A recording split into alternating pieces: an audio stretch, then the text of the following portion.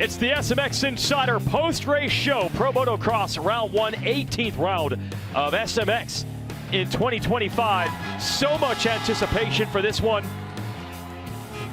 And a lot of it because of these two riders you see right here.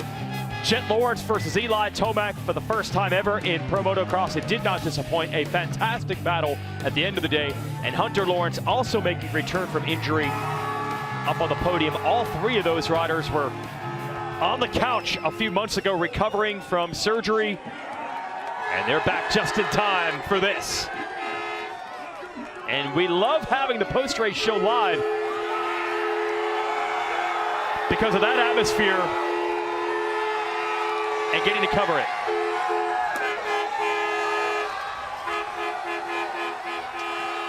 Ah, it's electric. Seems like these fans love some motocross, love that we're back. Well, I think they love that Tomac and the Lawrences are back. And they had much to cheer about in the 250 class as well because their native son out here in California, Hayden Deegan, put the beat down with the 1-1 on everyone else. But it made it entertaining, and the racing was close all day long. But especially that epic second moto between Jet and Eli. Yeah, no, that was a good chess match right there between all those guys, and just shows you on the inside how much it means to all of them, even Eli. I mean, he was happy. Honda's happy. It's been a long season for him. Not probably the way they planned. They thought they'd be able to defend that Supercross championship. You know, both riders got hurt, you know, within a couple weeks span, and coming back to a lot of unknowns, a lot of outside stuff, a lot of things that's going on. Your riders are coming off injuries. You don't know how they're going to perform, and boy, did they come out here and perform just like you wanted to. And look, both of them are on the podium. Joe Shimoda on the podium. Chance Hymas was on the podium in that first race. So if you're Honda, I remember seeing this a couple years ago. They looked like they were winning everything. Now they're back where they belong. It's good to see. Jet counting 8. That's 8-0 for overalls at this track. It's going to run out of fingers.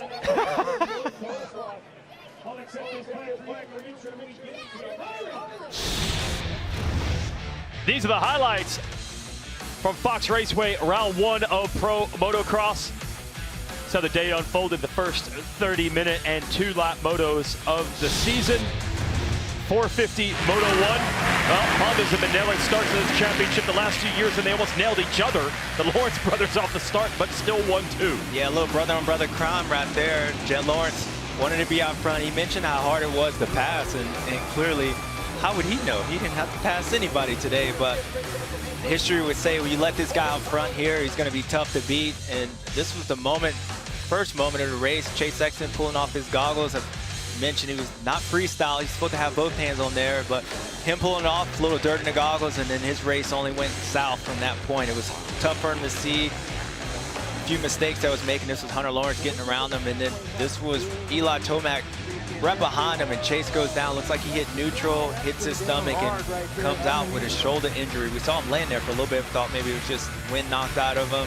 And you see him talking to his mechanic, and he was like, no, going back. And we thought he just recovered for the second moto, but not to avail. No more. And then Cooper Webb coming off the Supercross Championship, riding most of the moto with a smoking motorcycle that eventually lets go. Yeah, it's crazy to think that you had the top 2 in points, your defending champion or Supercross champion, and Chase Sexton. Both of those guys are out, and then the top 3 in this moto, these guys have been on the couch. So just shows you how quickly things can change in racing. No doubt. Jet Lawrence wins again. He's won every 450 moto he's ever raced here, led every lap. Moto 2, an unbelievable hole shot from Hunter Lawrence. Watch Jet in that high-vis green gear go for the #1 spot quickly. Yeah, he was trying to go after his brother. They put a little bit of water on the track. You can probably hear that Yamaha behind him, Eli Tomac. And look, Hunter, older brother, you're sitting there taking your time. Excuse me, I'm going to go past you just like I did in the first moto. I'm out of here. But Eli Tomac had something else to say about that one. Yeah, better start for Eli in this one. He's 4th early, and then he goes to work on Plessinger and Hunter Lawrence. Yeah, they were that close this whole race. You know, Eli at this point, this was like the second lap. You can tell Jet was out front. Eli didn't want him to get away. That was actually a nice line, a little bit different line than he was actually taking towards the end of the moto. But man, the race was on, and he almost got Jet at this point. I would say he did make that pass, and then Jet rails this outside, gets back down on the outside of him here. Eli did his best to try to get around him, but number 18 was just so strong in places where it was. And then this was the battle all moto long. Hunter Lawrence going around the outside. AP goes up the inside, tries to make a pass. Hunter said, no mas. AP just stays behind him, and you heard him say this is one of the hardest races of his life, battling behind these guys. But this was the race up front, Jay. Oh, it's so good. Tomac, he would gain, he would lose, he would gain, he would lose. They just kept pressing each other. Yeah, they were pressing him, and nice to hear Jet some little insight of what he knew where he was and where he was strong at. This is the last lap. Hunter Lawrence makes a mistake. As he said, it was a punch in the gut for sure after that hard fought. Nonetheless, he still ends up on the podium, but his brother, you know, he might have better starts to him, but Jet has better finishes at the moment. Last 2 laps, Jet was able to pull away. The first 30 minutes were incredible, and you see how much this comeback from injury means to Jet Lawrence. Tears, and now the podium celebration with Tomac and his brother. And yeah, man, has this sport changed in a hurry? Again, 3 riders who were not even riding a couple of months ago, and then the 2 riders who were on top in Supercross only got 1 moto finish between the 2 of them in 2 motos. Tomac second overall on the day, 4-2. And shout out, by the way, to Justin Cooper, who finished second in Moto 1, not quite as good in Moto 2 than 8th, but he showed he could be a podium runner all season long as well. Because this has not really been a very good track for Justin Cooper through the years in his 250 career either. So see what he has to offer next weekend at Hangtown. Aaron Plessinger just misses the podium by 1 point, 4th overall. Prado making his debut in Pro Motocross in America, the 2-time and current MXGP World Champion 6th, Anderson 7th, Savachi, Hampshire, and Pat Terrell. Great to see the Suzuki there in the top 10. It's a Frenchman, he said, I'm just going to come to the United States and ride the local tracks in California for a few weeks and see if anyone notices how fast I am, and it actually worked. Yeah, well, we noticed him. We noticed with the top 10 as well, so he's showing it off. And yeah, it was a good sign. Now it's party time for these guys. Oh, it's got to be a sense of relief. Yeah. For both Lawrences coming back from injury. Yeah, I mean, for the whole family. And again, Honda, I mean, there's a lot built up around these 2 riders. And again, the Supercross season didn't go the way they wanted.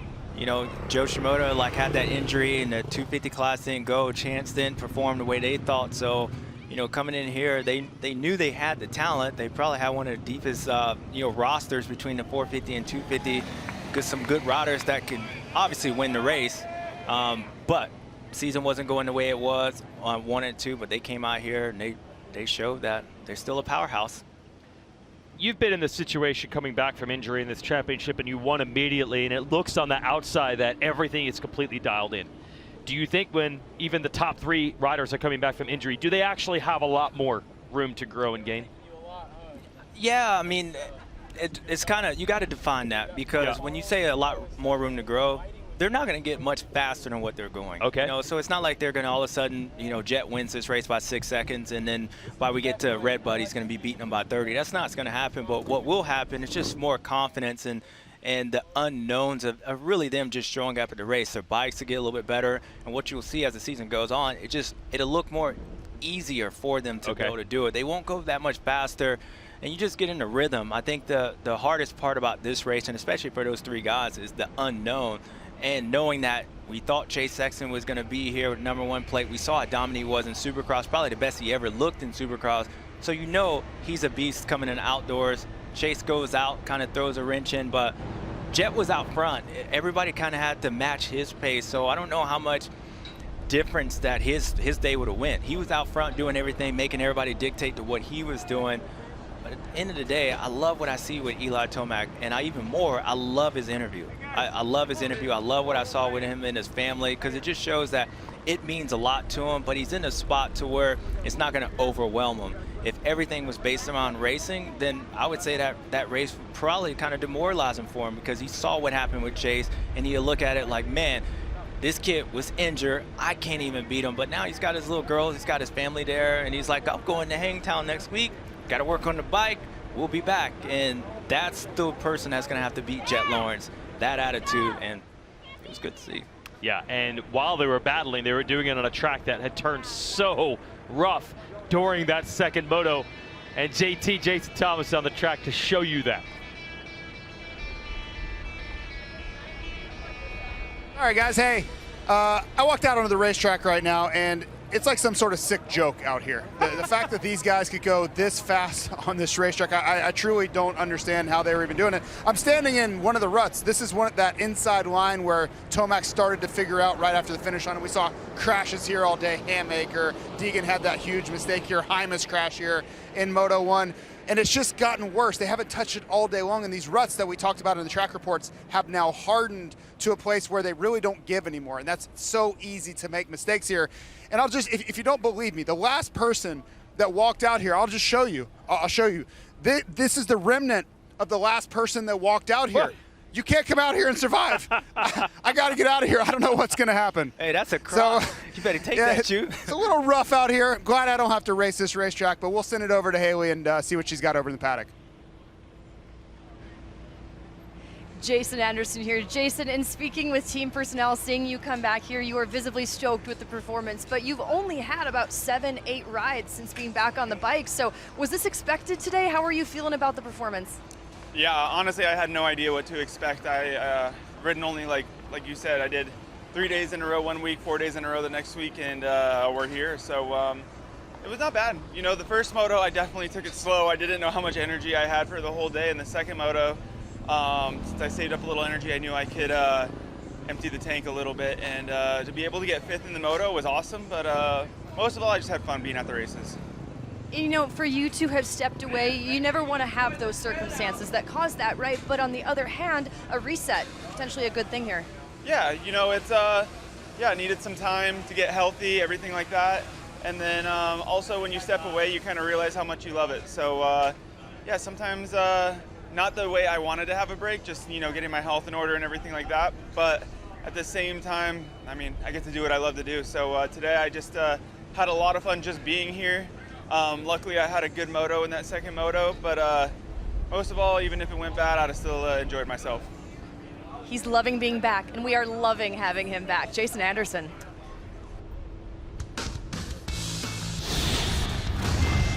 Showed the highlights of Friday's racing in the women's motocross division. Now re-part of the schedule in Pro Motocross. This is Lachlan Lala Turner dominates Moto 1. She's last year's WMX champion. Last year they raced a few races at these tracks, also at some big amateur events. This year they're exclusive to Pro Motocross. Moto 2, Jordan Jarvis in the lead. Kylie Stallings, they hook up. She goes down. Yeah, she went down, but she was able to get back up. You know, but this was a battle for the lead. These girls were going at it all day. This track was brutal at the point. Nice outside pass. I mean, it should have a foreshadow of what we would have seen today. These girls working the outside. They know what's going on. And that was Michaela Nielsen taking the lead, and then Turner, after the bad start, catches Jarvis late, but can't make the move. And Michaela Nielsen, Moto KK, is going to get the overall with 2-1 scores on the SLR Honda. Jarvis and Turner on the podium with her. Yeah. And that sets the stage. He'll be racing next Friday at Hangtown as well. Honda even won this class as well. So great day. Yeah. A great weekend of racing. Awesome. And shout out to Charlie Cannon. That's the Australian women's champion. Wanted to race here, got injured. I heard she had surgery on her hand 5 days ago and still grinds out 3-4 finishes for 4th overall, salvaging some points. It's a 6-round championship. Stallings, you saw with the crash, she ends up 5th. Astudillo, Phelps, Martinez, Pettis, Lemon, that is the top 10. And the results and the points after round 1. They'll race at Hangtown, Thunder Valley, and then come back for the final 3 rounds at the end of the summer at Ironman, Unadilla, and Budds Creek, a 6-round championship, and that makes it 3 rounds on the west and 3 rounds on the east. So a good opportunity for the women there in WMX. Great to have that back with us.